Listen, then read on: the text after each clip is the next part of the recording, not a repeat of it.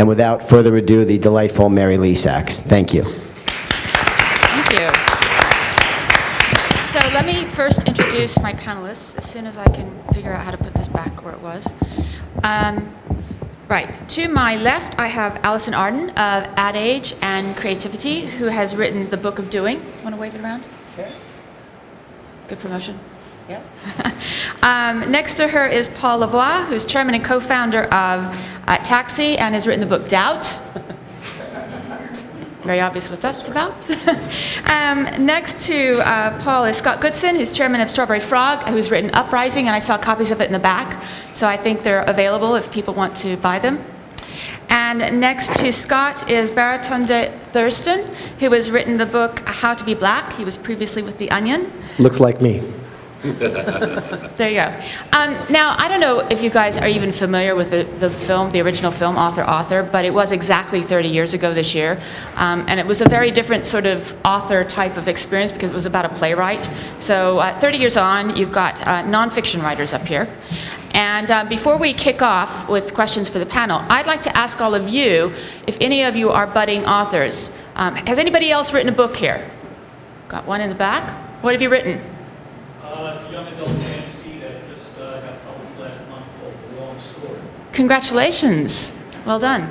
And are there any budding authors in the audience or people that would really like to write a book? No? One. Okay, well, we got one other. All right, well, then why are you all here? Okay, well, we'll start off. I would like to hear from the panelists how they got the idea for the book and what kind of inspired them to write the book. And I'll start off with Allison first. Sure. Let's make sure you can hear me. So I, like most of you, did not think I had a book in me, never actually set out to write a book. As the kind of full-time working mother of 2 young children, I found myself running so fast that I wasn't spending any time enjoying any of it. And the decision I made was to actually just spend my time figuring out what were the things that made me happy, what was I doing when I was happiest, and trying to figure out how to find my center and joy in the midst of doing all of these things, right? It was like living the dream, just didn't look this harried in the dream. So started thinking about what made me happy, and realized that much of my joy when I was at my happiest, I was doing arts and crafts when I was a kid. Thought about like where did my creativity come from? So when I was doing arts and crafts, found that I was happiest. I thought, what if I treated everything around me as if it was an arts and crafts project, with that same delight, that same kind of fearlessness, that same sense of possibility, the same sense of what I could make of something. Did that for about 2 years and just had the best time. Ultimately woke up with these words in my head, which made me realize that my favorite arts and crafts project was actually a metaphor for this kind of unraveling that I had been doing of myself. That was about 4:30 in the morning. By about 8 o'clock that morning, I had a 10-chapter outline written. And from there, I just started writing. About 4 months later, I realized I had enough material to bring me to an agent, which led me to 7 publishing companies, about 6 lovely rejections, and 1 publisher within Penguin who liked what I had written but didn't do the kind of book I had done, and ultimately reconceived a different book for them, which was based on all the activities that I had done to get me to the point of writing a book. And so it's like a fully illustrated kids book for adults to help us let our inner child out and start approaching the world with possibility. It's very cool, and everybody should think about getting a copy for their mother for Mother's Day. Thank you. We're going to talk about publishers, because I know some of you are self-published and some of you are published, so I want to come on to that separately. But where did you get your inspiration, Paul? Hello.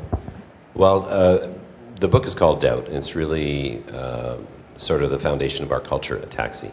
It's a way of thinking and thinking differently and unconventionally, and it's really informed the way we've solved problems over the history of our company. And this book was written not for the public, although it is sold out. It was written for the people that work at Taxi, a little under 500 people. And it came out appropriately when we made the sale. We sold our agency to WPP.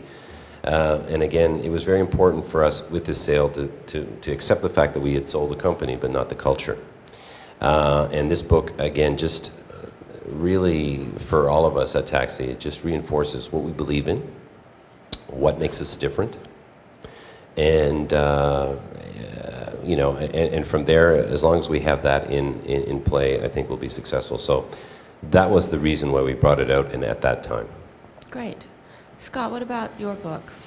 Well, I have the fortune of working with very smart people at Strawberry Frog, and we focus on building movements for brands, and Ula, who's the strategic lead, and Kevin runs the creative. We've tried to build movements with clients.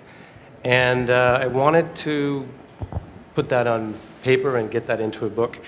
And as I started doing that, the world just exploded into a huge uprising. So this whole idea that you know, you can motivate people who are very restless, who want to be participating in a brand, and give them an idea that they're already passionate about, and sort of corral them and give them, you know, a whole culture they can participate in. Just kind of started happening everywhere around the world. I mean, it started in, obviously, Tunisia, but it ended up, you know, 15 meters from our office in Manhattan with Wall Street, and I was in London, and even in Canada, you know, there was a woman who was raped, and the police officer said she looked like a slut, so there was the slut walk that just exploded across the world, you know. So it was happening everywhere. Yeah. And so the book really looks at it from a brand marketing perspective, but also looks at it as a social phenomenon. And that is really what the book's about. Okay. Yeah. Baratunde, where'd you get yours, or inspiration from? I was, well, I got the inspiration. I was born black, and that helped. Been kind of an expert. But I was actually, it started when I tried to buy some wine in Park Slope. And I went to the shop, and there's a certain way you're supposed to buy wine. It's supposed to smell and evoke feelings and nuance and nutmeg and all this kind of stuff. And I didn't know how to do that. And I didn't want to ask the cashier for help because I wasn't interested in bettering myself.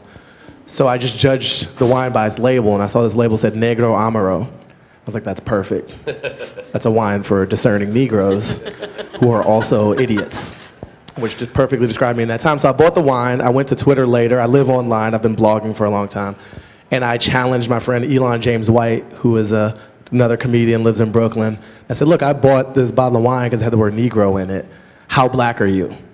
And then he responded, talking about how racist Thundercats was, how black are you? We went back and forth with this hashtag, how black are you?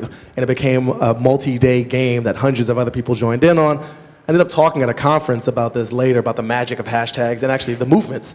I talked about politics, I talked about comedy, I talked about creativity. And in the audience was a publisher, was a woman named Debbie Steer, who worked at Harper Studio. And they brought me in for a meeting and said, we like your voice, you should maybe write a book called How Black Are You? And I said, no, I should not. That is a terrible, irresponsible thing to do. I don't really trust this country with that label. But what came out of that meeting was how to be black. And it dovetailed with a lot of the rest of my life, obviously not just being black, but being in this moment of trying to expand the realm and the possibilities of blackness. We got kind of a half-black / black president, and the spokesmodels and persons who are typically gone to represent blackness, that's done. You know, we are in a peer-to-peer, ground-up kind of world. So this is an opportunity to be comedic, but also highly personal and satirical at the same time, and sort of play with the subject that makes people very uncomfortable and very defensive and very afraid, and sort of calm them down a bit with some humor, but also sneak in some jabs. Right. Yeah. You kind of gasped when Allison said she had 10 chapters down in a couple of hours. How long did it take you to outline the book, or did you even outline, or did you go straight to writing it? So here's what happened. We had this conversation in December of 2009, March of 2010. We actually signed the paperwork that says, you have a book deal. And I was like, yay, what does this mean? Nice, I check. I like checks, especially when they clear. My deadline was ridiculous. It was September of 2010 for a book that was supposed to come out in February 2011. I wanted Black History Month, ride the wave of blackness. Why be stupid? I missed that deadline. That was not, and I thought I'd write over the summer. It was very nice outside. I underestimated what book writing was. I'm like, I'm a blogger, I can just blog hard. It is not the same at all. It is not like a lot of tweets piled together. It's a whole nother thing. My editor ended up getting fired, and that was dramatic and threw a wrinkle in time. So I ended up, honestly, I wrote the book over 2 summers. The first summer, I tried to write the book, and I failed. The second summer, I got serious, I isolated myself, and I banged this book out, I'd say over 5 to 6 week period. Wow, Yeah. that's fast. Because I knew what I was, again, I wouldn't have been, it was the first process, like the lack of respect I had for book writing versus other forms of expression. I'm very comfortable talking into a microphone, I've done the stand-up thing. It's just, it's a different level of discipline that I didn't honor, I think, the first time around. Yeah. Yep, okay. Scott, how about you? How long did it take you to write your book? A lifetime. I just felt No, like a lifetime. It felt like a lifetime. I think by the time when I first present, I mean, you write the prospectus, so you do the first chapter, and then you write sort of 10, 12 chapters or so. And then I have a very good agent who managed to get several publishers interested, and they do an auction on what's the best one. And once we agreed on a publisher, we did the agreement, and then I think it took about perhaps 6 months. Right, right. From A to finished book. Yeah. I mean, finished manuscript. Right. Yeah. And Paul, you had a bit of a deadline with the WPP acquisition, I'm guessing. Well, first of all, it was a group effort. Right. It wasn't, people say it's my book. It was maybe my philosophy, but it was put together by a lot of different people, a lot of designers and writers at Taxi. We also, part of the book is philosophical. It really shares stories of people who have really doubted convention, not in the traditional marketing sense of the word, but have made really big contributions to our life and made our lives bigger. And these are great stories. And then the other part of the book are more practical sort of advice on how to get through that. Because when you want to doubt, when you want to really challenge convention, you really have to be, first of all, a cynic. You have to, not agree, and you have to question. But to actually get a great idea through the system, even advertising, we talked about it this morning, you really need to be an optimist, because it can be a challenge to get a new idea through the system. Conventional ideas are easier to sell than non-conventional ideas. So we found stories, and the whole agency contributed. We picked the best stories. So, it was a group effort, and it took about, 6 months. I may be wrong. I don't even remember. But it seemed longer than that. Yeah. Maybe more like 5 years. But yeah, it was probably about 5 years. Figuratively speaking. We can do things for our clients, but when we do things for ourselves, it's like, especially, we never put a docket up, and we never really, so we kept chipping at it. Well, one of the problems is the real work gets in the way. Oh, right, there's that. There is that. There's that. Allison, how long did it take you to put everything together? The outline came very quickly, but what about the rest of it? Well, that was the first book, which is not the book that actually got published. Okay. So the book that Penguin bought took about 6 months, but I needed to find an illustrator who could bring it to life, because the book is fully illustrated. 94 activities that are fully illustrated. That I spent a number of hours after a couple of weeks of agonizing over where am I going to find the perfect designer, went searching for somebody who could do hand-drawn illustration, found him in Australia. Wow. I sent what I call an email in a bottle across the sea and heard back within 24 hours. He totally understood the vision, wanted to bring it to life for me. And I loved that he was a guy and not a woman, because it could have easily skewed very female. So I found him in Australia, and then he went off and would draw and then send it back, and we would collaborate. So that part of it, the actual pulling it down on paper and that collaboration, was about 6 months. But I think what a lot of these guys have probably learned, and what I've learned, is that every part of publishing a book is a process, right? So that just getting it down on paper and then submitting it to the editor is just one part of that process. We were talking very quickly before we actually started talking on the panel about cover design. Because I know I had certain ideas about my cover. Allison, you had certain ideas about your cover, and it ended up being completely different. Yeah, I, having never done this before, was asked by my editor to go into a bookstore and take pictures of books that looked like they could be nice. And I thought there would be a lot of collaboration after that. Sent her some different cover designs that I thought would be interesting for us to kind of riff off of. And she went in a direction. She shared with me 6 different designs. I chose one, she chose another, said they did a bit of a focus group at Penguin, and that's the one that they were going to go with. It's like, Okay, so we've had some back and forth and some debate over it, but ultimately that was part of this process that they got to choose. It is a nice cover. Ultimately it was fine. And you had total control over your cover design. Yes, total control. We were the client. Right. And again, it's harder to be the client because it's sometimes better just to get a brief and then fill in the blanks. We had a team, a great team. Jane Hope co-founded the agency, sort of was the editor. We had Dave Watson, who is our ECD on design it, who had the idea of hiring the illustrator Gary Taxali, who did a lot of the work. He's a brilliant artist. We also self-published because it was just a lot easier for us to do it. We threw it on Amazon, and we also had it at the MoMA bookstore.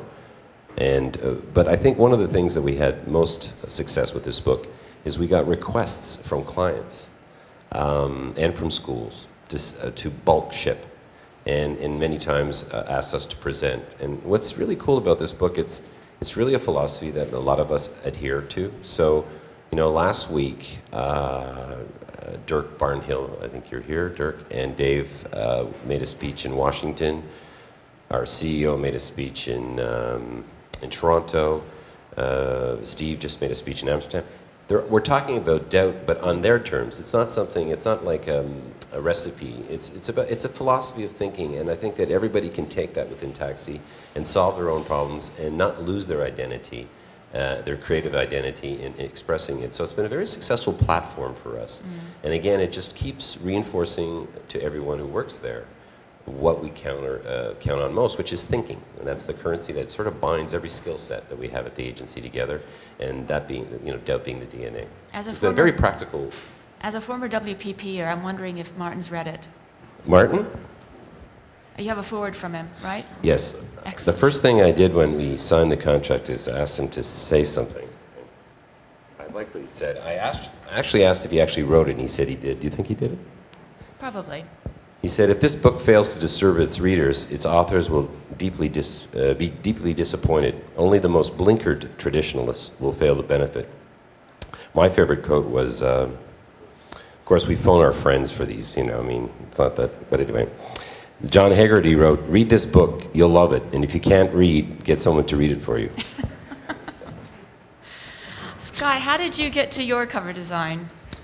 Well, the cover design is the choice of the publisher, if you go with a publishing house. And when I first started talking with McGraw-Hill, who's the publisher of Uprising, I think in their mind they were thinking, we don't have a Seth Godin type book in our portfolio. So we want a marketer who can write something that's relevant. So the first 5 or 6 designs were all like, I think I saw that, like linchpin, it looks a bit like that. So we had a little bit of a back and forth, and they brought a new designer on who was really terrific, and came back with the current design and this idea of having the bullhorn, which I thought was actually pretty cool and iconic. It works. It was great, and it ended up being this, and then it came back as a final in orange, which was like a dead ringer for linchpin. So I said, I love it, just make it red. So anyway, Right. They did a nice job. So you were much more of like-mindedness. Yeah, I think, where it started was really different from where it ended up.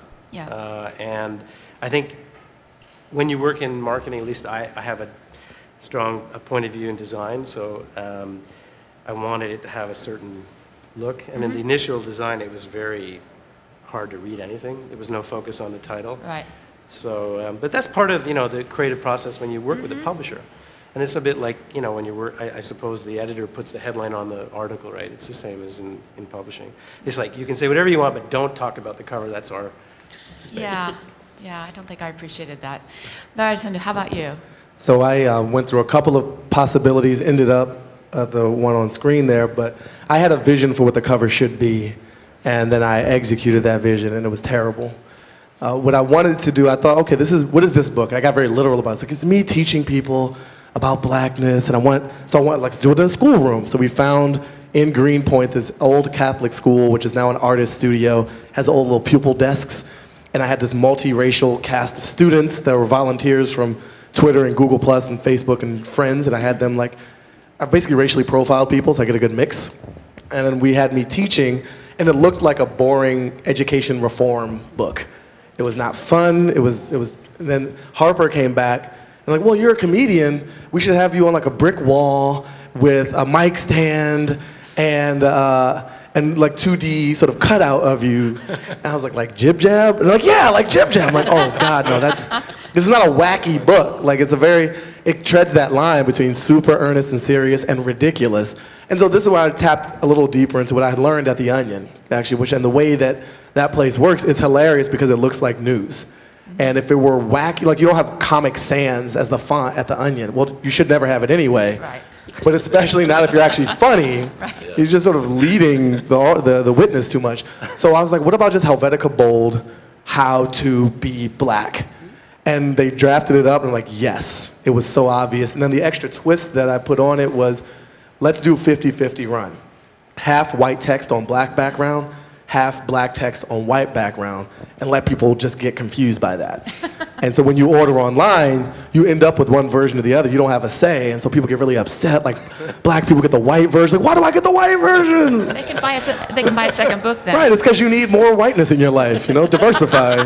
And like white people get too excited about the black version. That makes me uncomfortable, makes everybody uncomfortable. So advanced racial profiling technology and cover distribution is a pioneering effort that I'm very proud of. I'm very proud of it. And then the other thing that this was extra, I've self-published 3 other books before this.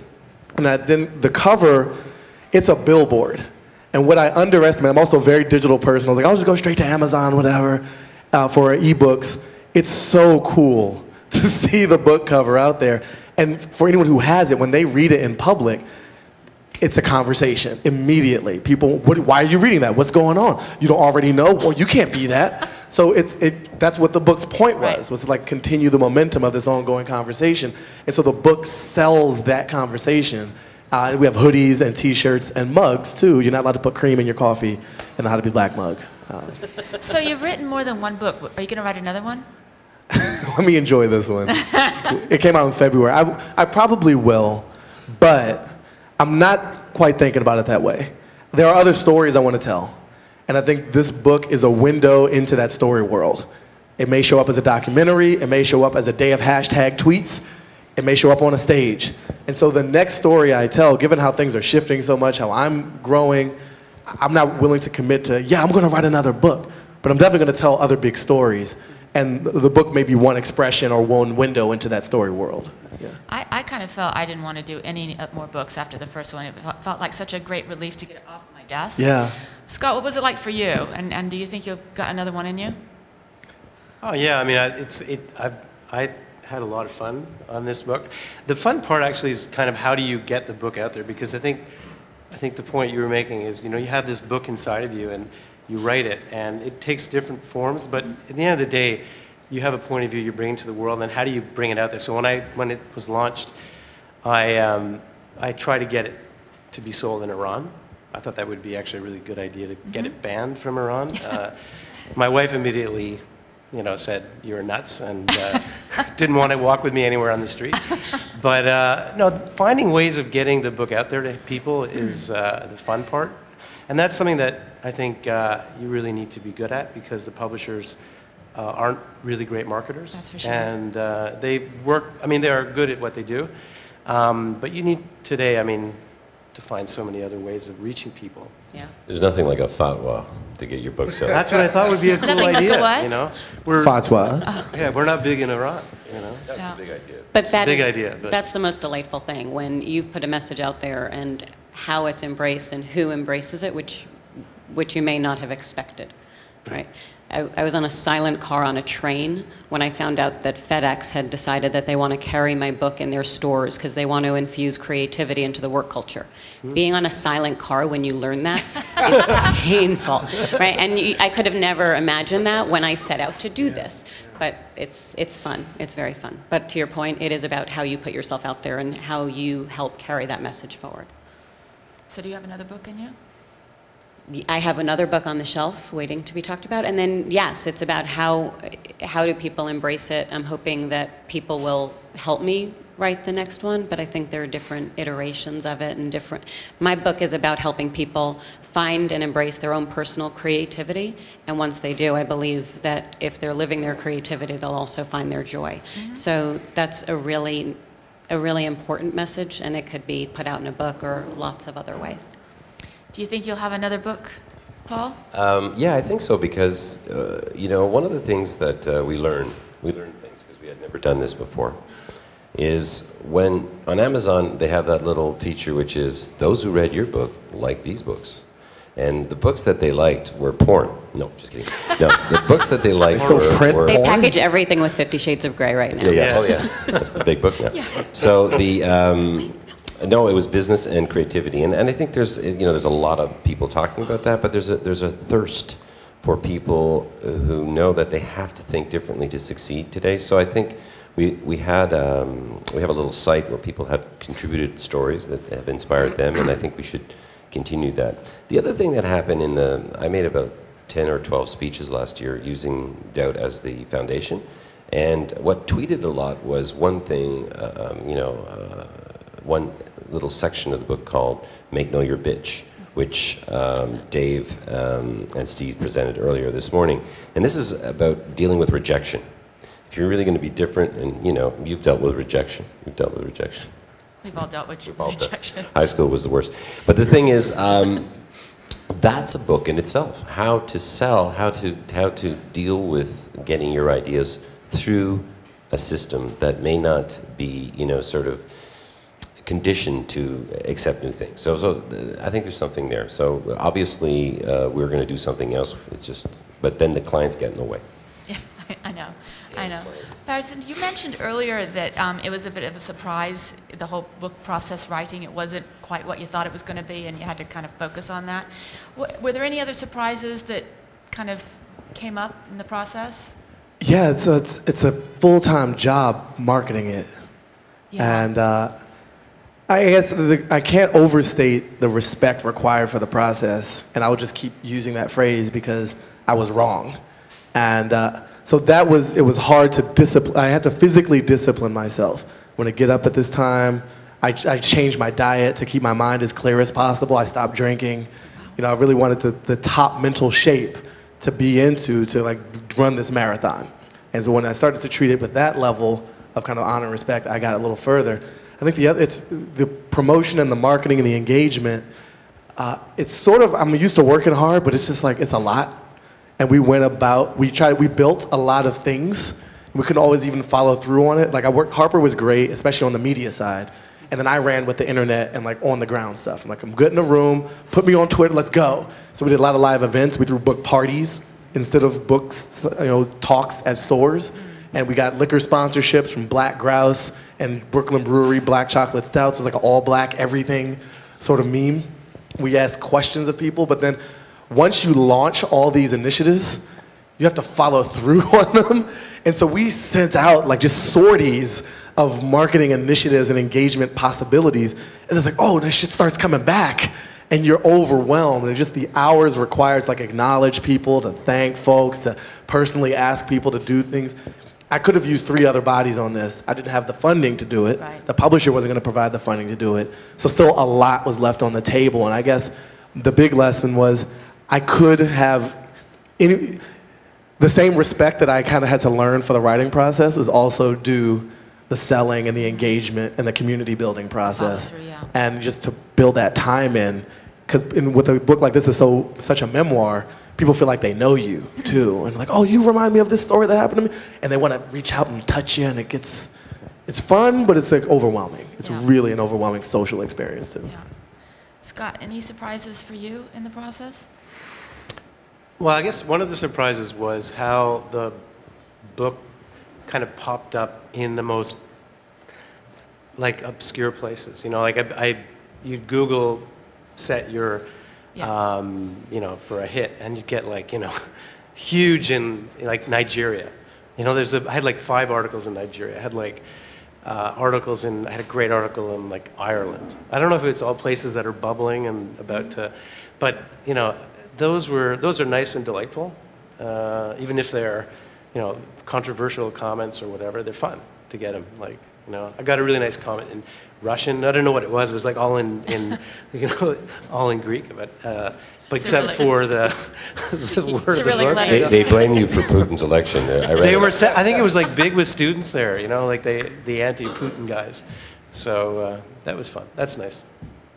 What about you, Paul? Well, no, we just realized that you know, maybe we have to think differently about making it. It was tough to do it, honestly. You know, we really needed to isolate people and give them the time to do it properly. But the thing that I was most inspired about was actually some of the stories that came up, and this understanding that, you know, just proof that creativity is everywhere, and you find it in the most untraditional places. You know, there's a story about a dad who has a blind kid, and he was fortunate enough to have the money and the means and the know-how to get the kid to learn Braille. The kid was 4 years old. But his kid resisted and rejected Braille. And I found out that half the kids in the world who study Braille reject it as well. And again, most people walk away from that going, this kid's never going to learn to communicate.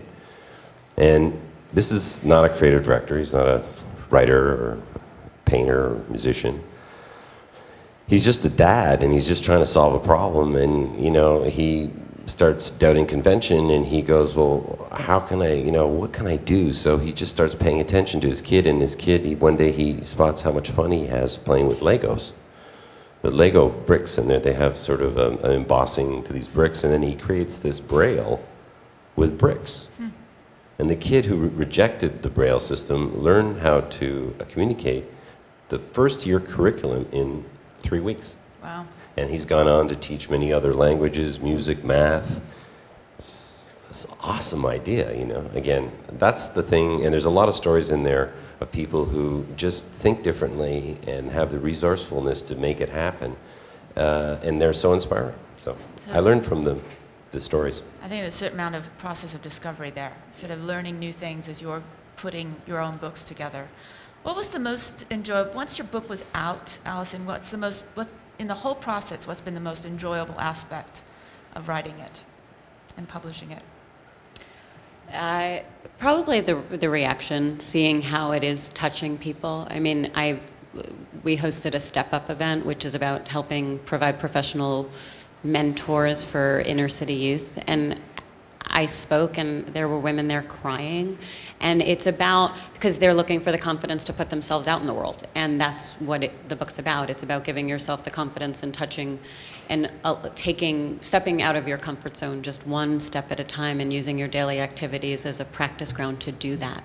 And in so many different areas, whether you're in corporate America and you've been established as one thing for so long, or you're 50 years old and you've defined yourself in a certain way for so long, we don't just get to be the same thing forever. And getting ourselves to be able to evolve and be excited by that evolution and embracing the change is a message that so many people can relate to. So being able to connect with people in that way has been really delightful. And the reaction from children is also amazing. Like, suddenly you're an author and you're like, wow. It's pretty cool. So I'm a little bit of a celebrity on the schoolyard. The next J.K. Rowling. Well, seeing their parents step out and do something different when parents are supposed to be kind of set, I think it's pretty cool. I think it's very cool for them, and I think it's pretty cool for others to see. Yeah, absolutely. What was the most enjoyable thing for you, Paul, in the whole process? That's a very good question. I think it's just the notion that it did make a difference. And I've seen proof of that in our work.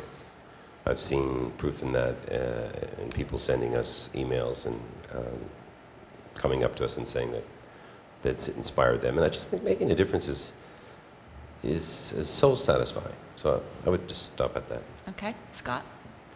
I think it's sort of the rumor mill, where I live in a small town, and everyone's like, oh, you're a published author. I think I read that book. It's about that girl who kicks the shit out of that guy. And it's a big movie, right? And I'm like, yeah, that's kind of, that's the book. That's the one. No, I think probably my kids and then my mom. You know, And then she was so proud, and so I think that's good. And then Her friends, too. her friends, yeah. I get like all her Facebook. Yeah. No, I think that I think it's a personal achievement as well to get something that you can say accomplishment. Mm-hmm. It's nice. In the International Congress, Library Congress That for page, Life. I think, actually did fill me with great delight. What was this, that? This Being in the page, International. this page. Oh, that has, yeah, like, yeah, and yeah. your name on it. Yeah. Yeah. It's quite. What is that page? It's the library. It's The International Congress. Library of Congress. I did not get one of those. You I'm sure must you did. have. Your book. You've got Yeah. an I ISDN think it number. was You it's can in see your it. book. It's in every book. So what was the most enjoyable thing for you guys? Well, I thought it was that page, but I apparently don't have it. I love those. No, there were there were a couple. I mean, the celebrity greatness was I got to meet Terry Gross, and that just like blew my mind. And I was like, she's like, it's great to have him. Like, no, it's great to have you. Like, you don't get to thank me. And then What does Terry Gross look like? 'Cause you always hear fantastic voice. So I did they want you to do it remotely, mostly, and I was like, no, I'm coming to Philly. I'm doing this in person. We're doing it live. She is the tiniest person ever. Yeah, she's like this big. Almost broke her by just giving her a hug. I'm like, sorry, NPR, I broke Terry Gross. Like, so she's very light. I didn't like throw her in the air. She's a small person, and she's very gentle, and she sounds just like she does on air. She's just very soothing. So how does that make you feel? And you just start crying spontaneously. Best therapy session I ever had. But then I think I had certain expectations of like, here's what this book is. This is who it's for. This is what it's about. And it's not that I was wrong, it's that it was incomplete. And I've bumped into people, I've read the reviews, or I get personal correspondence. Folks find pieces of the book, and not just black people, far from that. Like, folks from around the world, super duper white people, like, I don't know what that means. I don't know how you're super duper white. They're wearing chinos, and they're just pale, I don't know. But they would write in and say, I had this experience too. And the sort of how to be-ness of it, which was sort of a theory in the back of my head, became very real through the other stories that people share and sort of project their lives into yours. And say like, thank you for speaking. Your mom reminds me of my mom, or your school situation reminds me of mine. And that's, really, it's sometimes heavy because of what people share from their personal stories, which I didn't ask for. Yeah. But it's generally a beautiful, real human connection that I did not anticipate. Yeah. But you're sharing something of yourself, so Yeah. they know you. They feel like they know you, Exactly. so therefore you Gives should them know permission. them. And Yeah. it totally gives them permission, Yeah. and it's wonderful. So before we close, I'd like to ask if there's any questions from the audience. I have a question. Oh, go ahead. Okay. You're not the You, audience. the guy in this. No. What about you, Mary Lee? You wrote a book. Yeah. And what was the most important thing about writing that book? For me, it was really, my book was about CMOs. So it was really about CMOs understanding that things are changing dramatically. And my book was focused on the merge of brand and reputation and what that's doing to the CMO mantra or vision internally. And it was really getting CMOs to kind of sit up and think, well, actually, it's more than just pushing things out now. We really need to think much more carefully about how we communicate with our audiences. And our audiences aren't just perhaps customers and consumers. They're actually far more reaching than that. So that was the big thing. But when I got it off my desk, I was like, woohoo! But like most of you, I didn't realize the amount of time and the marketing effort it takes. But I actually have just been contracted to write a second book. So I'm just about to embark on that one. I am so sorry. Yeah. There's something good about I that think I think for all of us, it's been an enriching exercise. And I never thought I would do another one unless it was fiction maybe. But now here I am doing another one. So thank you. Questions from the audience?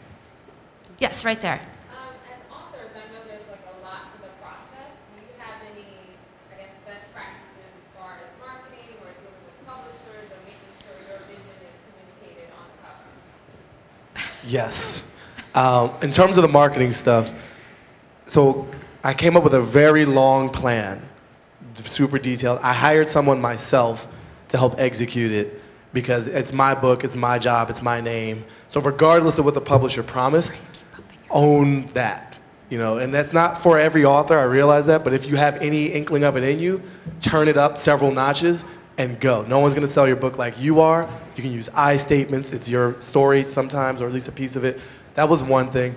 We built a virtual street team to help evangelize the book, and push it out into their communities. And we gave them early copies and provided extra access, answered all their questions. I thought that would help sell the book. It helped sell a little bit. Mostly it gave us a heads up on all the inbound feedback that we received later. So I was super prepped for all the questions that would ever come up a couple of months in advance. And they have really great answers ready for that. And they sort of anticipated some of the memes, people taking pictures of themselves with the book in public. I didn't see that coming. They saw that before. So they were like a beta testing group. So that was super important. And I would say this. I made a deal with a friend of mine who had a book out before me. He said, take care of yourself. You know, like I'm a Virgo, I think I can do everything. I'm a mildly perfectionist person. But I'm no good if I'm sick. And if I'm laid up and I'm puking or I'm over drinking or I'm over traveling.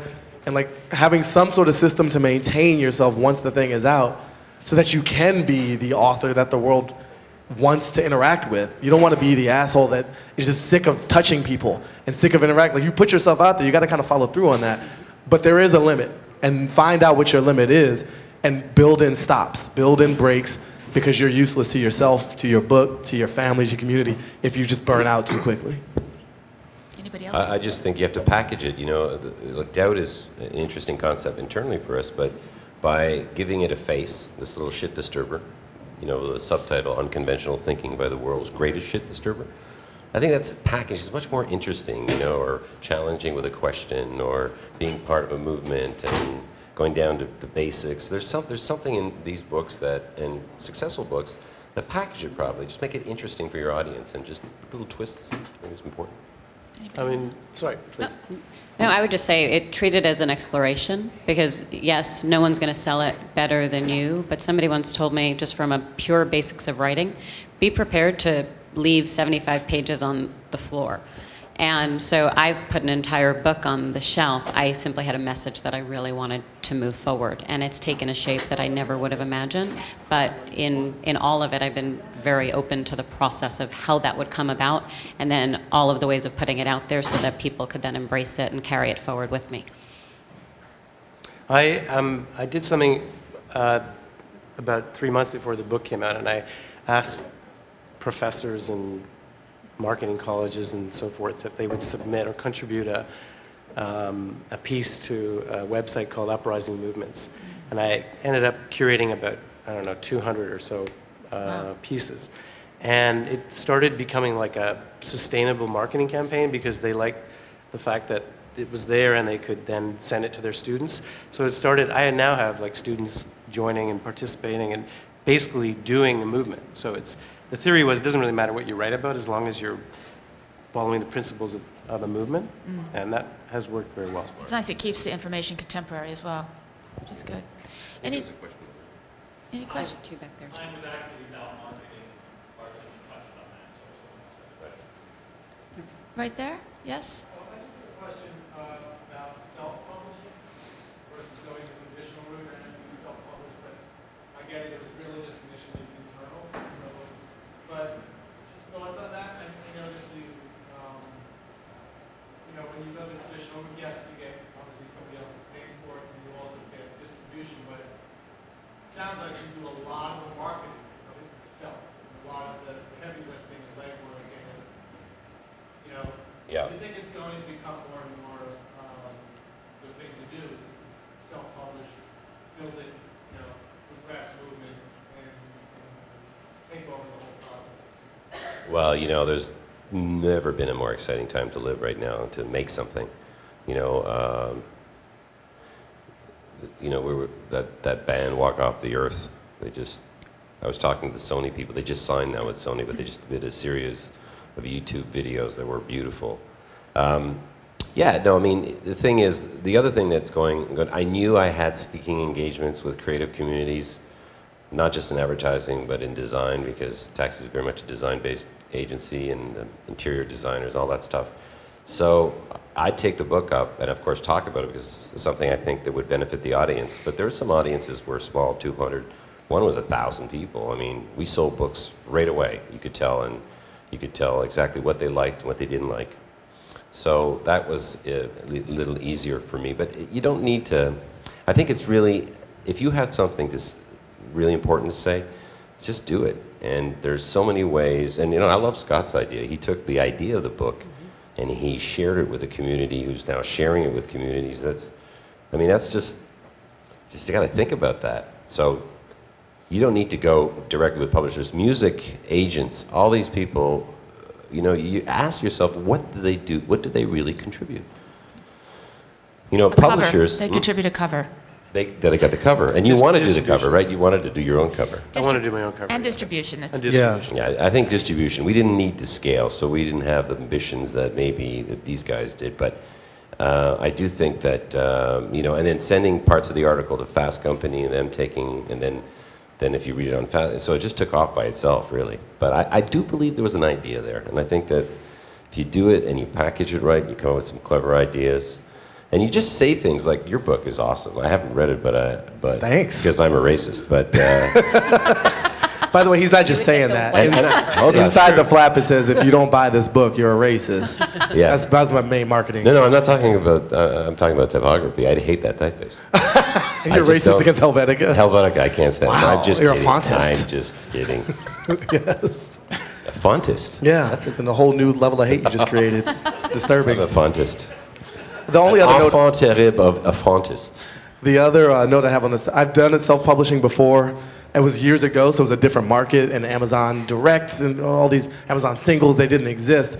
I thought about it for this book, and I opted not to because it would cut out a ton of people who I really think should read this book. And if I self-select for the people I can reach myself or the digital people, I'm leaving a lot on the table. And so having, being able to reach the middle places I can't physically get. Like I know I can reach a certain community, but they probably already kind of agree with me. And they're just, as a first major book, it was good to have that free advertising, basically, like being in book windows and people buying book, they're paying to market that cover. It's not the other way around. The next book, I have to think a little bit more about. Maybe I've achieved enough scale that I can kind of push the envelope. The world keeps moving really fast, so it's not as clear a decision. But the distribution was a major thing because I wanted to make a cultural splash. Yeah. What do you do? What business are you in?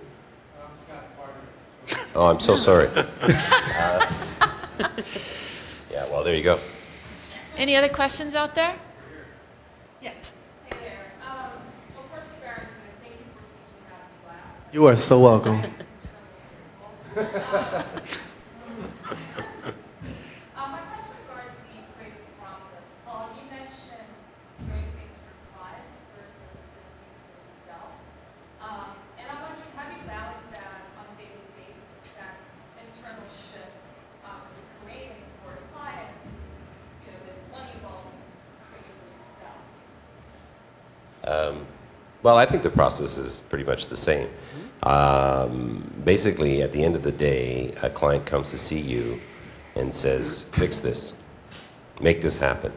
And already you have an important part of the creative process done. I think we love the Einstein quote, which is, if I had 20 days to solve a problem, I'd spend the first 19 days thinking what the question is. But that's a question. At Taxi, we've been able to do the book. We also did clothing for street people, 15 Below. Nobody asked us that question. And I found that really, it's a more complicated thing to do, but it's the same process at the end of the day. It's defining the question, defining the problem, putting the right people, not too many people, but the right people on a project and letting them run with it. And it's fantastic. And being a good curator, being a good client, then I became the client. And it's important to inspire them and to keep them focused. And yeah, but I don't think there's any real difference between creative processes, whether you're solving a client problem or solving your own, other than you have to ask that question. You have to initiate something. And carve out the time to do it. Because oftentimes we're committed to every other stakeholder in our lives other than that project that we want to put out there. I call it weekends and nights. That's the book of doing, right? Yeah. It's the book of doing. It's 20 minutes at Starbucks whenever you have it. I think we've run out of time now, but thank you very much for being here and joining us, and we'll be around afterwards. Great. Can we get Thanks, guys. a picture of all of us?